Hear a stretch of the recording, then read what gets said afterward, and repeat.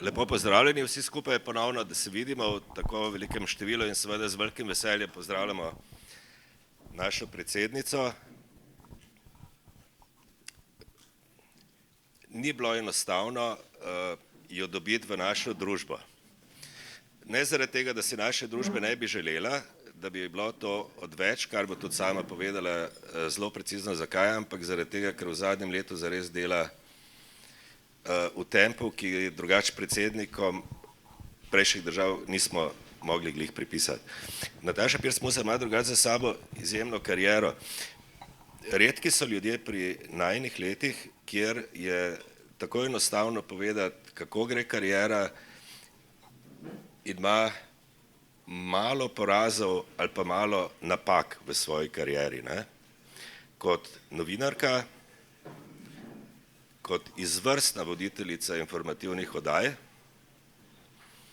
Bom rekel, da približno v njenem času, ko je zamenjala kariero, je Pop TV začel zmagovati in postal tudi najbolj popularen medij v Sloveniji kot informacijska pooblaščenka in kot oseba, ki je iz nič v parih letih zgradila odvetniško pisarno, ki je postala, če ne že ena izmed največjih, pa vsaj ena izmed najbolj pomembnih odvetniških pisarn.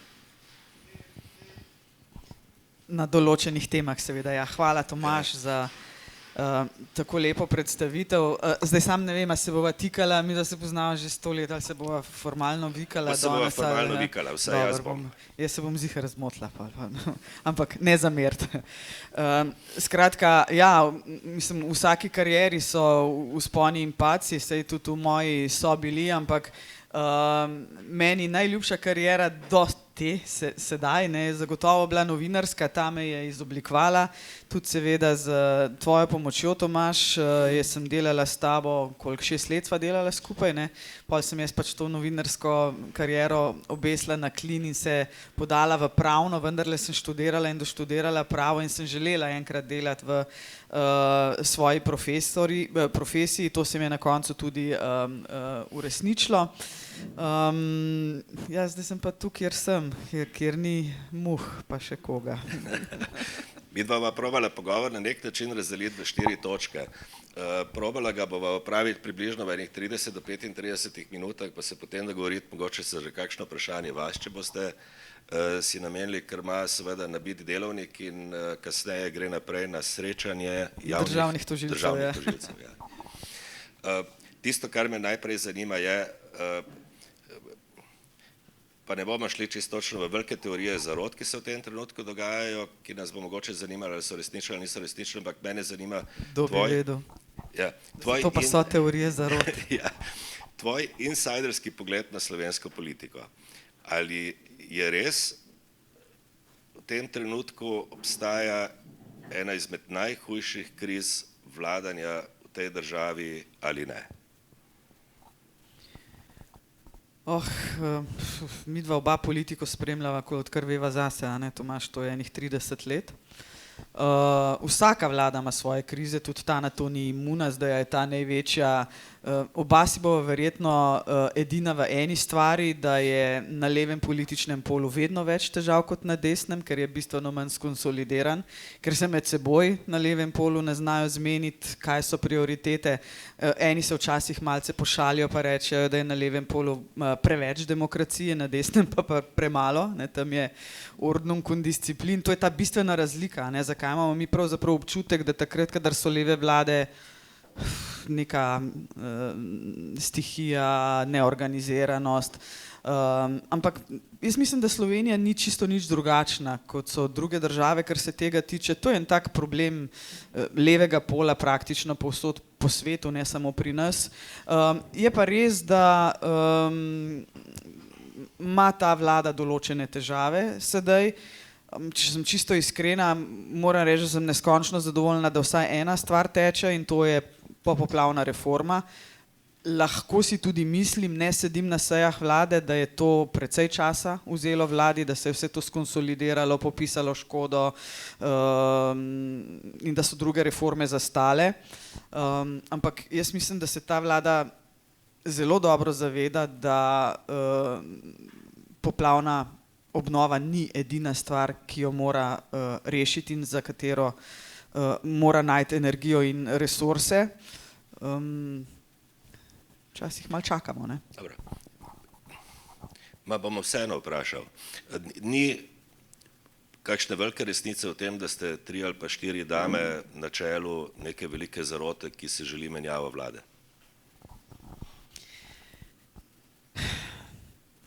Pred vami sedi Nataša Pirc Musar, ki je 2 leti covida kritizirala vlado Janeza Janše in vi mislite, da se jaz želim teh časov nazaj? Odgovor je povsem preprost, zagotovo ne. Kot predsednica pa si želim, da bi ta vlada zbrala svoje vrste, imenovala zdaj še te 3 ministre, ki jih je za imenovati, da se usedejo skupaj in da dorečejo prioritete. Kot predsednica države si želim, in to pravzaprav je moja naloga, da z močjo besede, ki jo imam, jaz nimam izvršilnih pristojnosti, to je dejstvo, vlado opozarjam na to, da so nujni strateški razmisleki in premiki. In če se vlada ne bo skonsolidirala, če se bo ukvarjala več s seboj kot strateškimi reformami, potem to ni dobro za to vlado, na koncu ni dobro za predsednico in v 3. vrsti pa bi lahko dali na prvo mesto, to ni dobro za Slovenijo, za ljudi. In moja naloga definitivno je opozarjati, biti nek glas razuma, morda kdaj tudi pomiriti kakšne strasti, čeprav je to hudimano težko, predvsem na levi. In ja, sem glasna, opozarjam, zagotovo upam, da mi lahko pritrdite, da nesramna nisem, da ne govorim brez tehtnega premisleka in na pamet.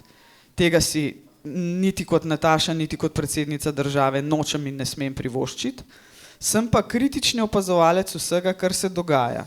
In 4 ženske bomo zrušile slovensko vlado, no da mi je videti ta dan, potem bom pa rekla, da smo ženske pa res nekaj vredne v Sloveniji. Če nam pa to uspe, pri vseh fantih v ozadju slovenske politike, no skratka, Nataša Pirc Musar ne stoji v ozadju rušenja vlade, ker nima tega namena. Jaz si želim podpirati vlado doktorja Roberta Goloba in z njim skupaj delati. To je naloga mene kot predsednice in najna naloga, naloga predsednika vlade in predsednice države je, da skupaj gledata v isto smer. Ko in če začneva gledati v nasprotne smeri, to za Slovenijo ni dobro in tega si sama ne želim. S kom se največ pogovarjate? S svojimi svetovalci. Poleg svojih svetovalcev, kdo so tiste osebe, ljudje, iz katere sfere življenja v Sloveniji so ljudje, s katerimi se radi pogovarjate oziroma mislite, da boste kaj imeli od njih? Več je ljudi, ki jim jaz zaupam nek tak zdrav pogled na svet, pa verjetno ne bi bilo korektno govoriti o imenih.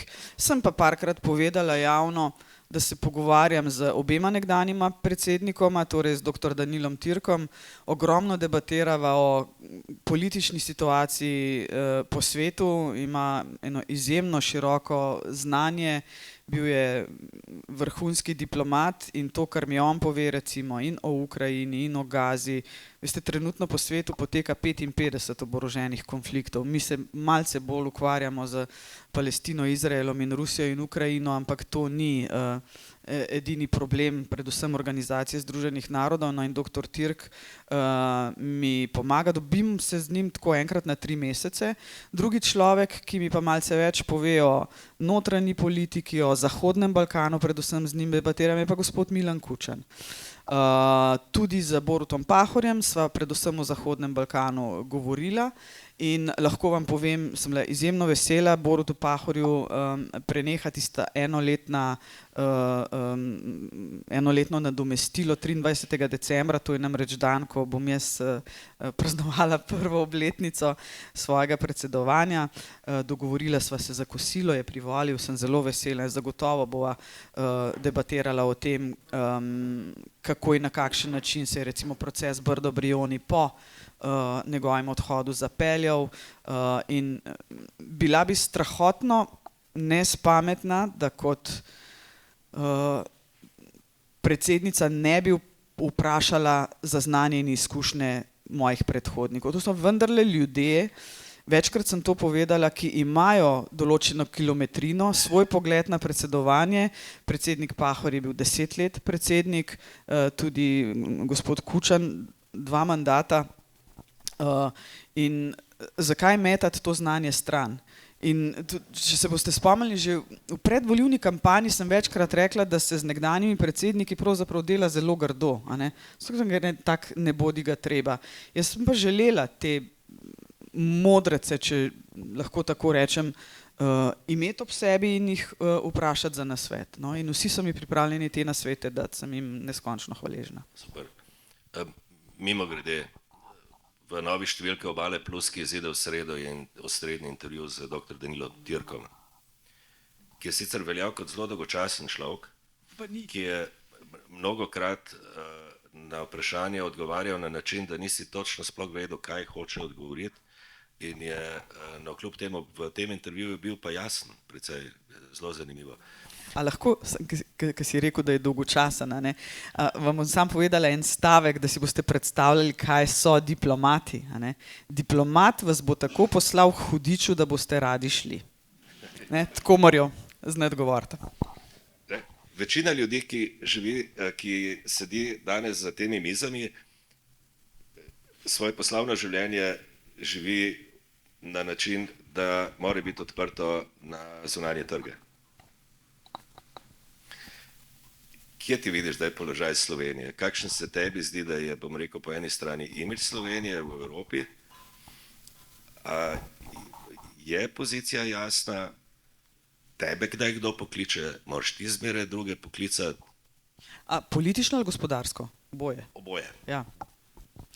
Zdaj, politično so se razmere razumljivo spremenile zaradi uspeha Slovenije, ko je postala nestalna članica Varnostnega sveta.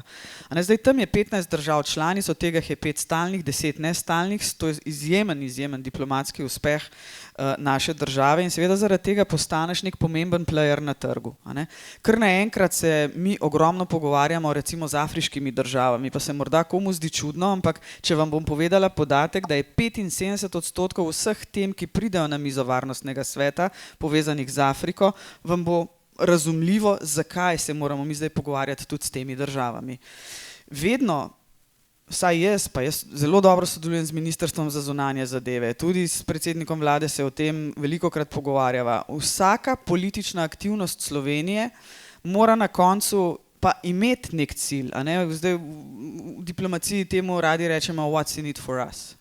Seveda na koncu delaš tudi za promocijo svoje države in ne nazadnje za gospodarsko sodelovanje. Jaz sem imela v prvega pol leta mojega dela na funkciji predsednice res to izjemno priložnost zaradi lobiranja za Varnostni svet srečati se z več kot 40 predsedniki držav in predsedniki vlad sveta.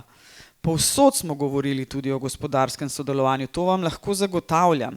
In lahko vam kot predsednica povem, da odkar jaz beremo opomnike Ministrstva za zunanje zadeve in vse preberem, kar mi pošljejo, smo že tudi naredili skupaj z Ministrstvom za zunanje zadeve določene spremembe ravno na gospodarskem področju in na gospodarski diplomaciji.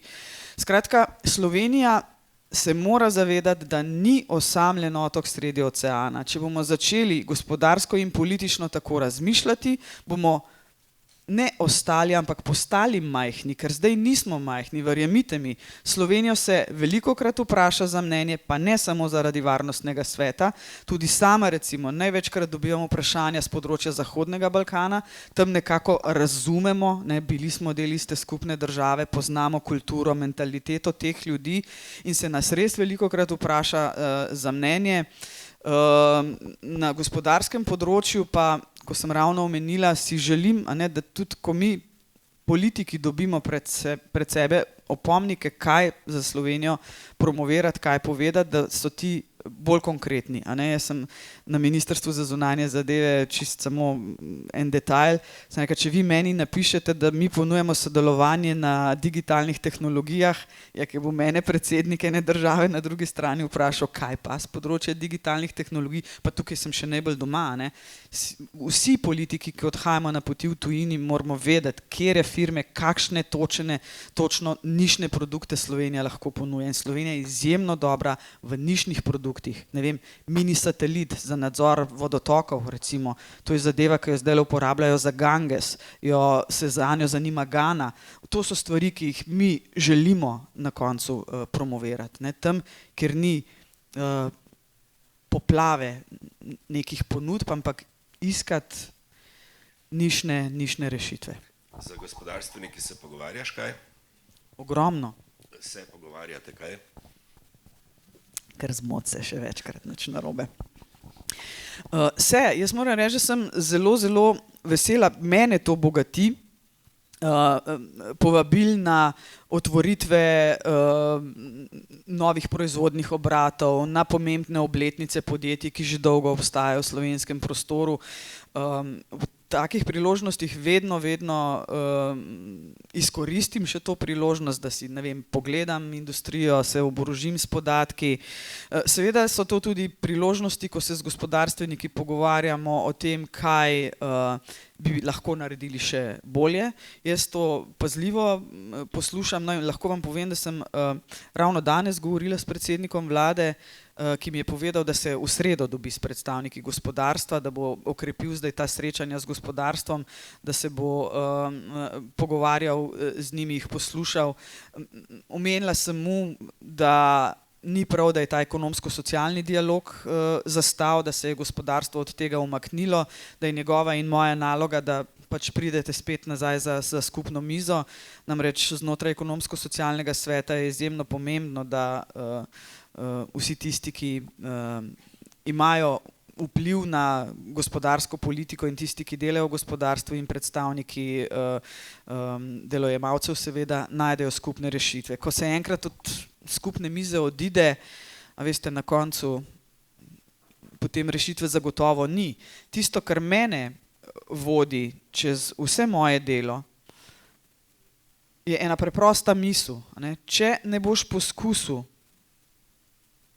in se pogovarjal o stvarih ali pa poskušal najti rešitve, do njih zagotovo ne bo prišlo. Ne? Če pa poskusiš, si pa daš možnost, da se bodo stvari lahko premaknile. Lahko se ne bodo, lahko se ne bodo. Če se umakneš in nehaš delati in ne narediš nič, je rezultat nič. To je dejstvo. Ne? In v politiki se mi zdi, se moramo tega še toliko bolj zavedati. Res pa je, da včasih pride do nerazumevanja med politiko in gospodarstvom, ker je modus operandi, način dela politike seveda bistveno drugačen kot v gospodarstvu. V politiki je morda veliko bolj pomembno, da se vsi skupaj zavedamo, da je politika kaj? Modrost sklepanja kompromisov. Ne, v fabriki lahko kdaj, menedžerji udarite po misli in rečete, tako bo, to je moja filozofija, ne, tle bom tako lepelov. Politiki se ne da delati na ta način. Ne. Vsaj jaz mislim, da ne bi bilo prav in pametno. Okay. V pogovorih z ljudmi, ki jih spoznavam na obali, se mnogokrat zgodi, da jih nekatere stvari, ki se dogajajo v Ljubljani, sploh ne zanimajo. Se jim zdijo tako relativno nepomembne. Ne?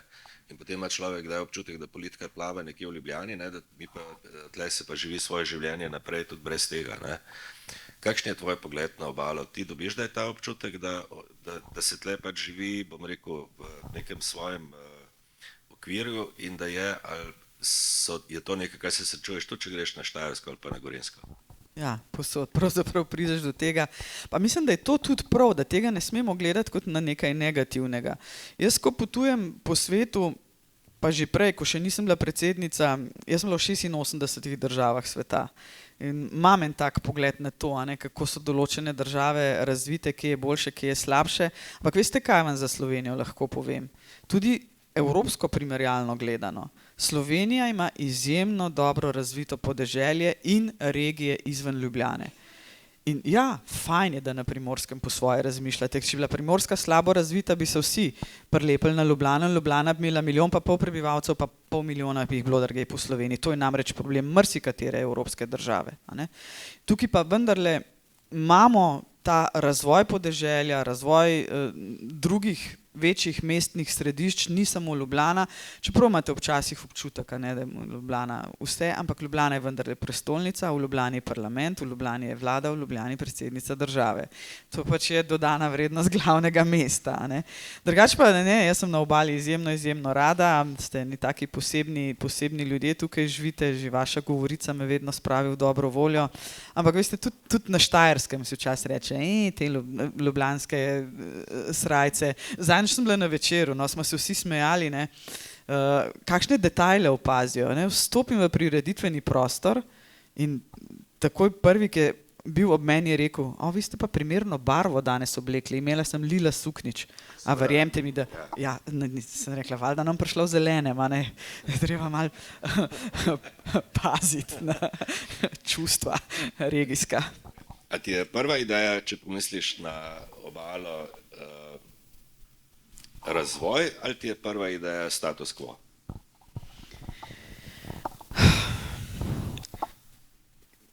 Pa jaz bi prej rekla, no, da se Slovenija še vedno kolikor toliko enakomerno razvija. Zdaj, vsaka regija ima svoje specifike. A ne? Zdaj, če bomo rekli, da je na Štajerskem, so morali najti nove poslovne modele zaradi razpada težke industrije, predvsem tam, recimo, kjer so se lovili v Prekmurju, recimo razpad Mure povzročil čisto novo filozofijo in pogled na svet. Zdaj, tukaj na Primorskem ste imeli kaj Tomos, Cimos, ne, vsi so te zgodbe, ki so se dogajale po posameznih regijah, so morale narediti spremembo v miselnosti. A ne? Vsaka regija, predvsem pa župani, so tisti, ki znajo biti gonilo razvoja. Jaz lahko povem za en blazno dober primer, pa se upravičujem, ker ni s primorskega konca, ampak je z Ormoža. Ne? Poznate firmo Kartago. Firma Kartago je tam naredila ogromno novo proizvodno halo za kemperje, ampak veste, če tam lokalna skupnost in župan ne bi pomagal najprej z OPPN-jem, pa še z marsičem drugim, verjetno to nemško podjetje, ki je v nemški lasti, ne bi naredilo te investicije tam. Ne. Izjemno pomembno je, kako lokalna skupnost diha z gospodarstvom, predvsem pa se tukaj, pa mislim, da smo vsi enako misleči, se moramo zavedati ene stvari. In to vedno znova poudarjam, morda bolj glasno, bom rekla, na levici, ne na levem političnem polu, ampak znotraj stranke Levica. Če mi ne bomo imeli močnega gospodarstva, mi ne bomo imeli močne socialne države. Mislim, res moramo zavedati, kako gre to z roko v roki. Seveda, kako najti te sinergije, ne prvič, da bojo regije enakomerno razvite, drugič, da gospodarstvo ne bomo s štrikom zvijali za vrat, a ne, in na koncu imeli močno socialno državo. Včasih, ne, morda kdo na to pozabi. Jaz sem pa vendarle toliko bila v gospodarstvu, pa zanimajo me te stvari, da meni to pač kristalno jasno, saj mislim, da tukaj tudi vsem kristalno jasno, da je to res ta sinergija, ki se jo moramo vsi skupaj zavedati. Ne. Ti ne srečuješ pomanjkanja ambicioznosti med svojimi potovanji in srečevanji z ljudmi po Sloveniji. Vi ne pogrešate tega. Mi kot urad, da je bodva na ti, ki se še 100-krat zmotil, no, vse je v redu. Jaz mislim, da je Slovenija dovolj ambiciozna in tudi pogumna, ampak nikoli ni tako dobro, da ne bi moglo biti še bolje. In jaz osebno si želim, da bi bila Slovenija še bolj pogumna, da bi imela res neko vizijo, ki bi lahko sledila. In zdaj, to sem že v predvolilni kampanji razlagala, bom tukaj še enkrat ponovila, to, kar mene osebno zelo moti, zakaj po mojem mnenju Slovenija nazaduje, zato ker vsakič, ko dobimo novo vlado, nova vlada spremeni ali pa negira vse tisto, kar je naredila prejšnja vlada. Mi začenjamo marsikatero poglavje v državni zgodovini z nulte točke z imenovanjem vsake nove vlade.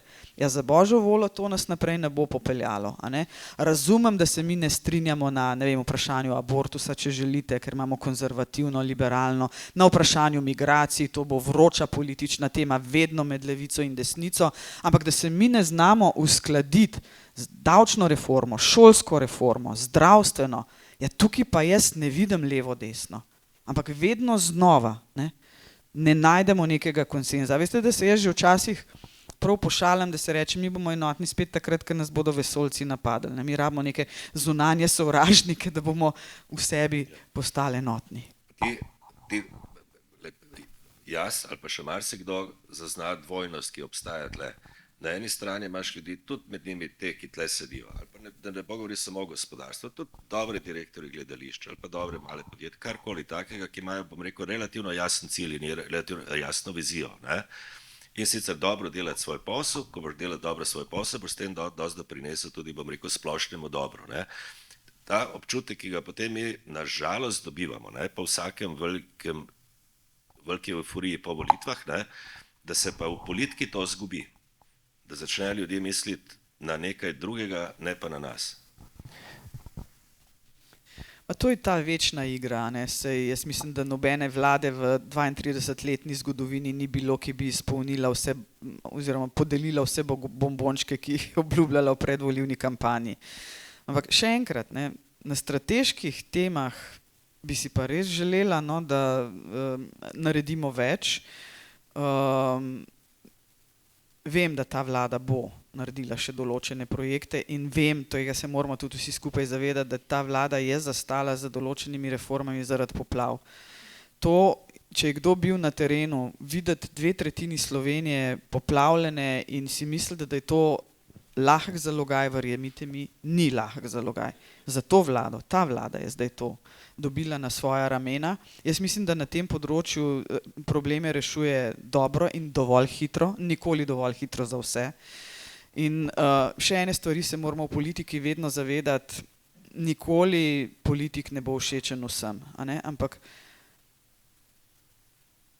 vsak politik z mano vred ali pa prva med enakimi, če sebe postavim na vrh neke vsaj protokolarne piramide, se mora zavedati, da odgovornost seveda imamo do ljudi, ne do sebe. In jaz nisem šla na to funkcijo zaradi sebe in svojih nekih ambicij. Se sem na koncu že mogla skoraj prste zvijati, da sem rekla, no dobro, pa grem.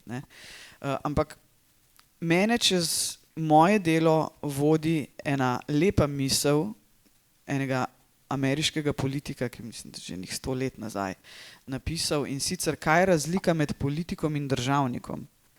Politik je tisti, ki dela tako, da bo zmagal na naslednjih volitvah, državnik je tisti, ki dela za naslednje generacije. In ja, predsedniku oziroma predsednici republike je lažje kot predsedniku vlade, kar se tega tiče. Jaz nisem vpeta toliko v to dnevno politiko in meni ni treba na dnevni bazi se odločati. Želim pa odpirati teme, ki so pomembne za prihodnost. In imam odlično sodelovanje z vsemi ministri te vlade. Odpiramo prave teme. Tudi že kakšno rešitev smo našli skupaj. Mi smo zdaj recimo odprli skupaj z vsemi 4 ministrstvi, ki imajo vsak na svojem področju določene kompetence na prehranski varnosti. In še bomo delali naprej. Tudi predsednik vlade se zaveda, da je ta tema izjemno pomembna in da je pravzaprav ta vlada prva v zgodovini Republike Slovenije, ki na tem področju lahko nekaj naredi. To je pomembno tudi za obalo. Kako se bo razvijala, rekla, prehranska industrija. Zakaj namreč jaz odpiram to temo? Prehranska suverenost je pomembna z 2 vidikov. Prvi vidik je ta, da krajša kot je pot hrane do naših krožnikov, manj je ogljičnega odtisa. Druga stvar, zaradi klimatskih sprememb se bodo prehrambene verige trgale in če mi doma ne bomo imeli zadostne prehranske varnosti, se nam ne piše dobro.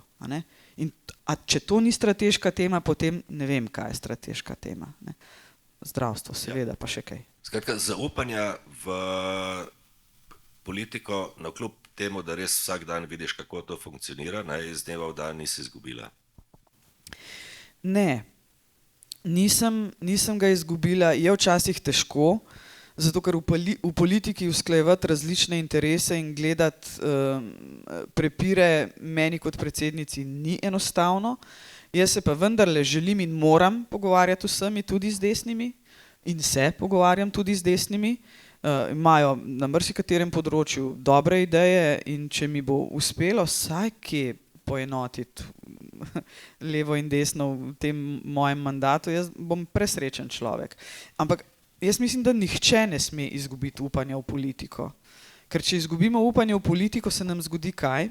Se nam zgodi neka ambivalenca, neka obstrukcija volitev ponavadi, ker je volilna udeležba mnogo nižja takrat, kadar zaupanja v politiko ni. Ampak vendarle, vsi skupaj smo dolžni spremljati, kaj se v politiki dogaja in povedati svojo voljo na volitvah. Jaz to res čutim kot dolžnost.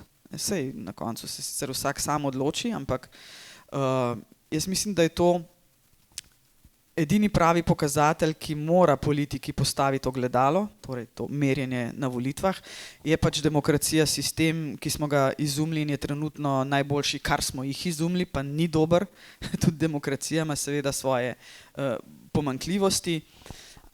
In obljubim vam, da res kot predsednica države pa upanja v to, da si Slovenija zasluži najboljše, ne bom nikoli izgubila.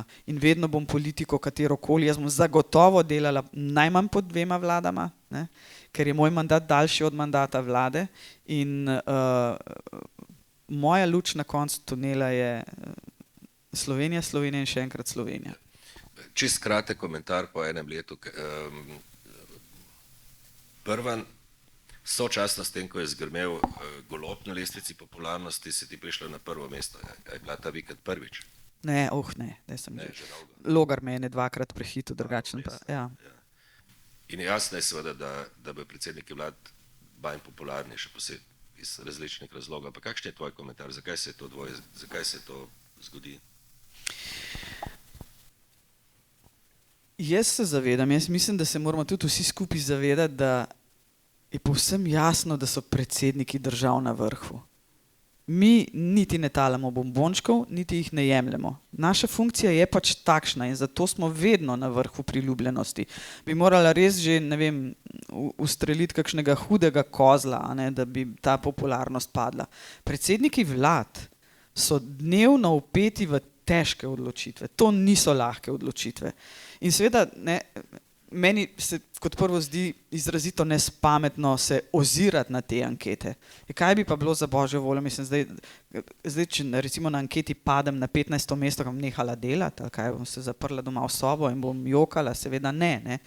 Treba je delati naprej in ankete ne bi smele biti pokazatelj tega, kako in na kakšen način delamo naprej v politiki. Vzvodi bi morali biti drugje, a ne? Ne vem, imate vi kdaj občutek, da ne vem, ko se zgodi nek padec določenega politika na lestvici, da ta začne delati drugače, zato da bi bil, ne vem, bolj všečen. To zame ni okej. Jaz se na te ankete ne bi pretirano ozirala. No. So pa seveda nek pokazatelj stanja v družbi. A z Anžetom Logarjem ste se tudi že pogovarjala? Sva, ja. Ko je pa šlo? V redu, mi da so imeli čez celo kampanjo izjemno lep odnos. To je tisto, kar mi je na koncu veliko ljudi reklo, da se da v politični kampanji komunicirati zgledno. Sva res, mislim, jaz sem liberalka celo življenje, Anže je pač na desnem političnem polu, ampak mislim, da sva midva čez predsedniško kampanjo dokazala, da se da biti kritičen, ampak ne nesramen. Ne jaz, ne on nisva imela tako imenovane negativne volilne kampanje, to je nekaj, kar gre meni pravzaprav zelo na živce, če želite.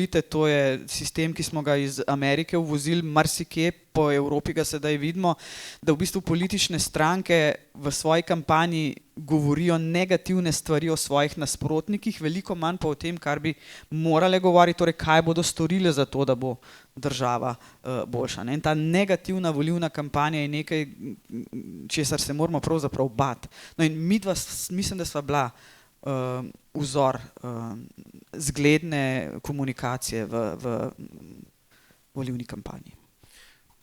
A mu pripisuješ kakršnekoli možnosti, da ostane ali pa postane, bom rekel, čisto zaresen igralec na političnem prizorišču v Sloveniji?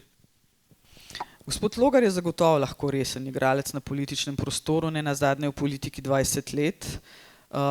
Naučil se je veliko, sicer vemo, kdo je bil njegov učitelj, pogledi na svet so verjetno marsikje zelo, zelo podobni pogledom gospoda Janeza Janše, ampak Anže Logar je eden tistih, po mojem mnenju, novodobnih politikov na desnem političnem polu, ki lahko spremeni ta diskurs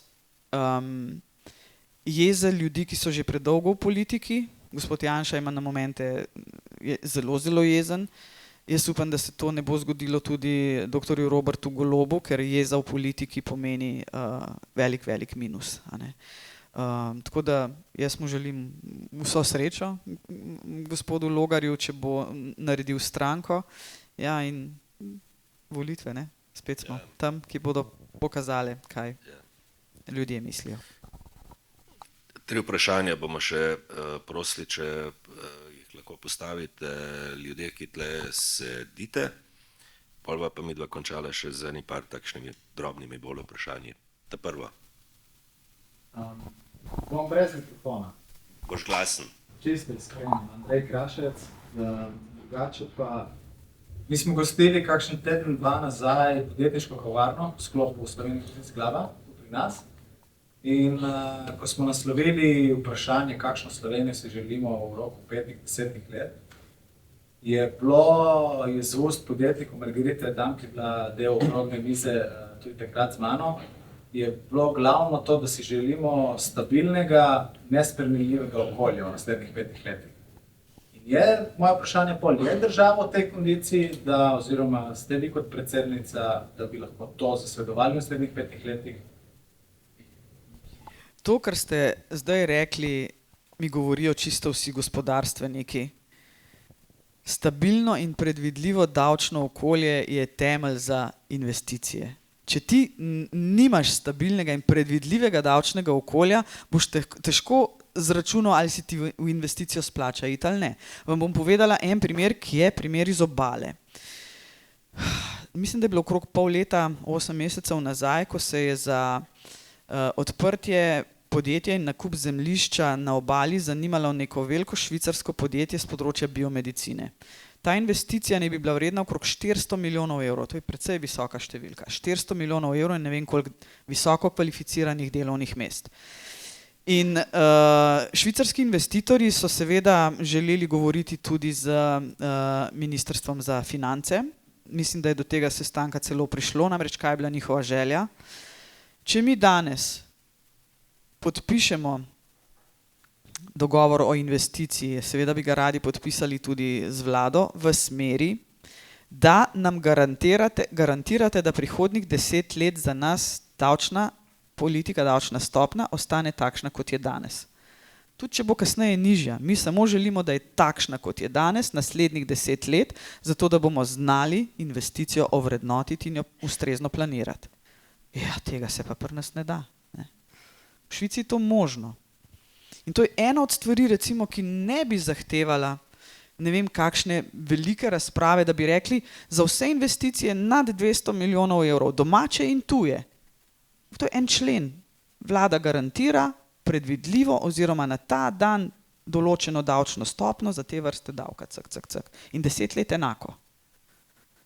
Govorimo res o 400 milijonov investicije. Kje je zdaj danes ta investicija? V sosednji Italiji. Ni je v Sloveniji. Ne. To so stvari, ki so vredne razmisleka, vredne razprav in ja, predvidljivo in stabilno davčno okolje je nekaj, kar gospodarstvo potrebuje. Jaz od gospodarstva velikokrat slišim, sam primer nas puste, mi bomo že funkcionirali in delali. In slovensko gospodarstvo je močno. Slovensko gospodarstvo je, poglejte, kaj vse se je nam že zgodilo v zadnjih 5 letih. Covid, požar, poplave, pa mi vedno splavamo. Mene včasih že vprašajo, kakšno vodo Slovenci pijemo. Ne? V vseh športih zmagujemo, gospodarstvo je res v dobri kondiciji.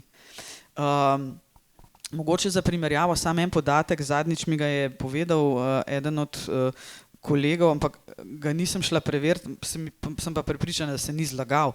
Da boste videli razliko, ali pa zmislil, razliko med močjo slovenskega in hrvaškega gospodarstva, recimo. Ne? Hrvatov je 4 milijone, nas je 2 milijona.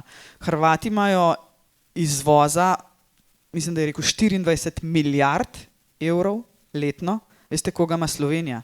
42 milijard letno na 2 milijona prebivalcev. Ne? To kaže na to veliko razliko. Jaz imam eno manijo tudi spremljati GDP pa PPP, Purchasing Power Parity. To so recimo eni kazalniki, ki kažejo na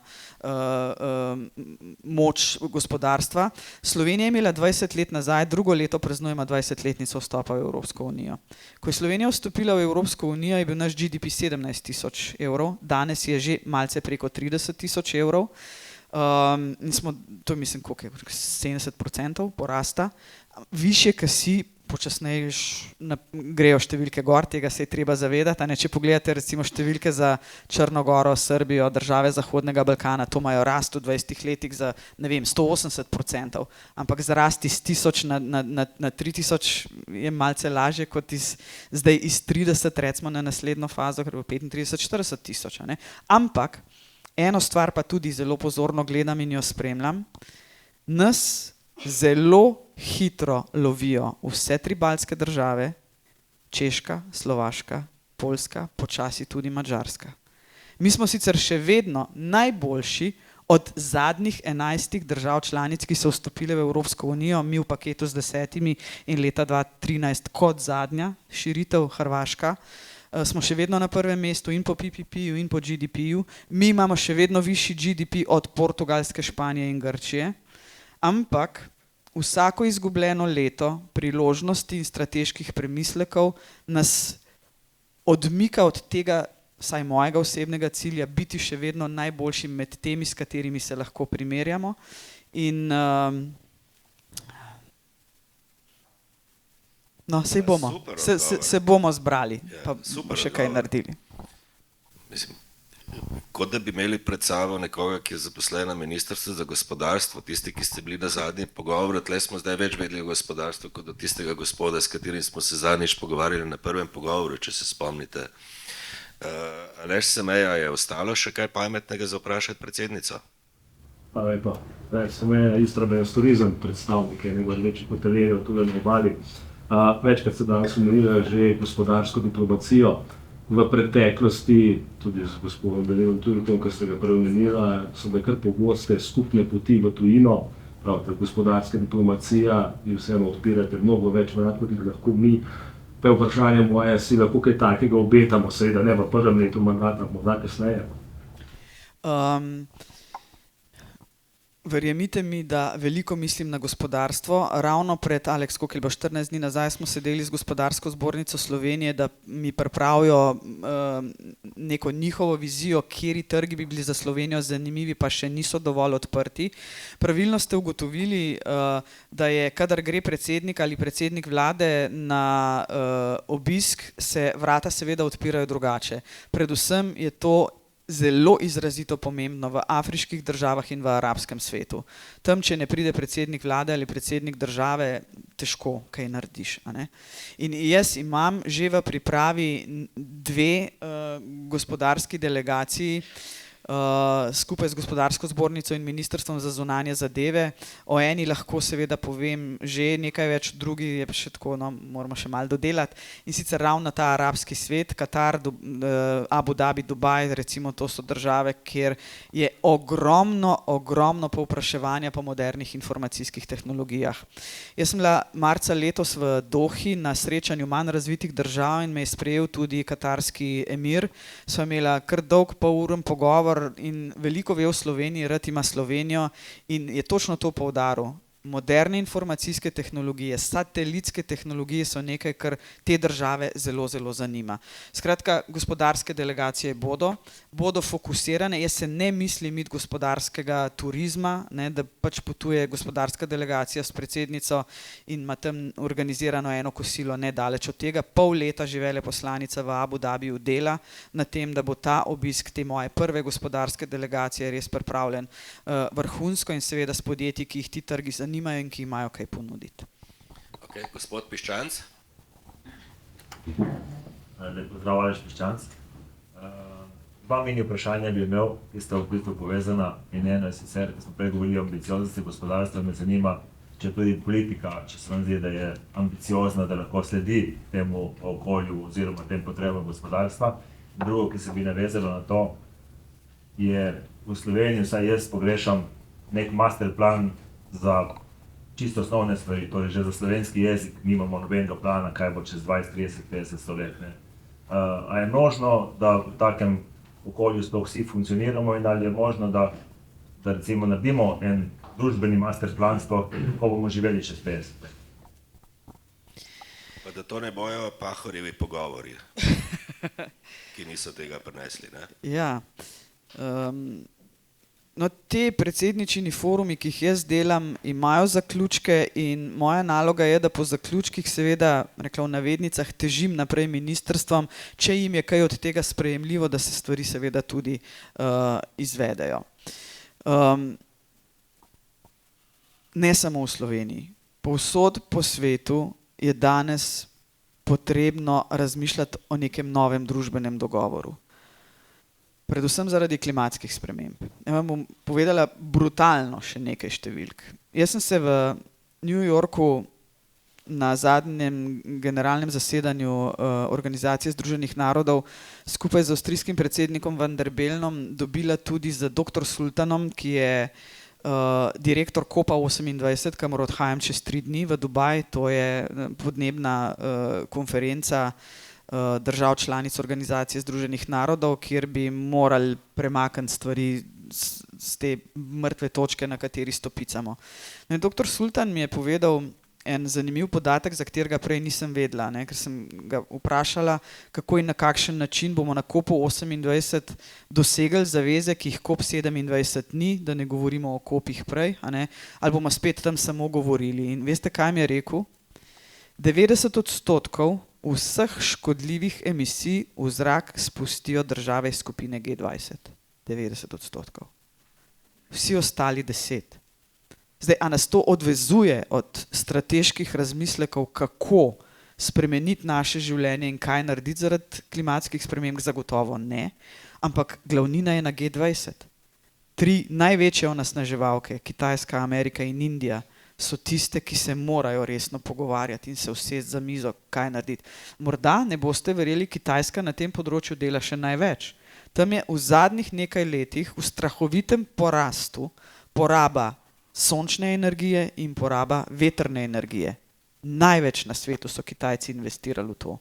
Največji problem pa naj mi Indija ne zameri, zato ker se zdaj gospodarsko prebuja, a ne, zadnjih nekaj let, je pač Indija. Ne. Tam in Indija po prebivalstvu menda že prekaša Kitajsko. Jaz sem nekaj časa nazaj brala en članek, se zgrozila, ne vem, če ste zasledili to informacijo.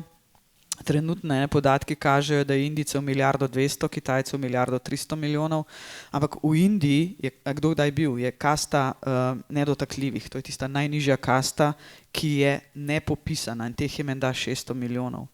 Skratka, računice kažejo in številke, da je Indijcev 1,8 milijarde. A ne.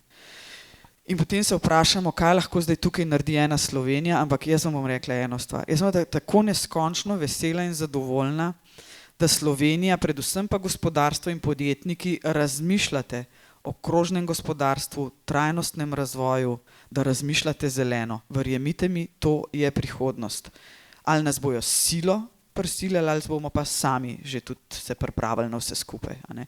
Mi ne dosegamo cilja 1,5 stopinje. Kaj je ta cilj? 1,5 stopinje omogoča še prilagoditev na drugačne razmere, predvsem živalim, seveda tudi ljudem. Če bomo mi prekoračili 1,5 stopinje, kar smo že v mnogih delih sveta naredili, a ne, se nam bodo dogajale ujme, poplave, suše, poplave in tako naprej. A ne.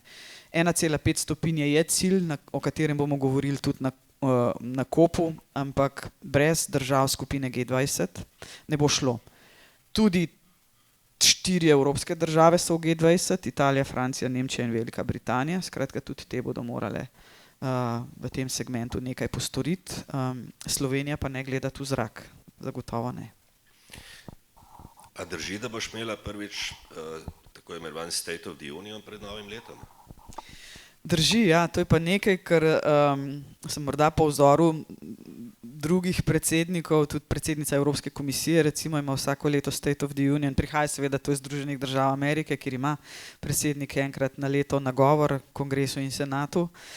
Sama bi si želela na tem nagovoru, in govor že pripravljam skupaj s sodelavci, dati nek pogled, vizijo za prihodnost, povedati, kaj je bilo dobro, zmerno pokritizirati tisto, kar ni bilo, ni moj namen zdaj kritizirati vlado, daleč od tega, ampak ja, nagovorila bi rada vse poslanke in poslance in seveda posredno tudi slovensko javnost. Imam občutek, da smo tvoj State of the Union že danes mi poslušali predpremierno.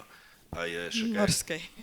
Je, sej, to je moja filozofija, ja, da veste, vsi skupaj se moramo začeti bolj ozirati v prihodnost. Gospodarstvo se še najbolj, morda politika prepočasi. Mislim, da bomo morali vsi skupaj v neke više obrate preklopiti. Ne morem pa seveda tudi tukaj mimo tega, da vsaj kar se politike tiče, je morda ena naša še vedno precej velika cokla, ta sprava, do katere ne pride, nikakor ne pride in se jo uporablja, morda tudi zelo rablja za dnevno politične namene, predvsem pa ob vsakih volitvah. Jaz bi si želela, no, da ja, sej moramo znati oceniti, kaj je bilo v zgodovini narobe, zato da bomo lažje zrli v preteklost, v prihodnost, ampak to, kar je bilo v preteklosti, bi si pa res želela, no, da se z zgodovino ukvarja zgodovinska stroka, pa politika čim manj. Ok. Nataša, najlepša hvala. Meni je bilo super. Jaz upam, da ste tudi vi uživali. Nekaj malega časa ima, da bo ostala še z nami. Dajmo se vsi skupaj zahvaliti za ta pogovor. Hvala. Hvala vam za povabilo.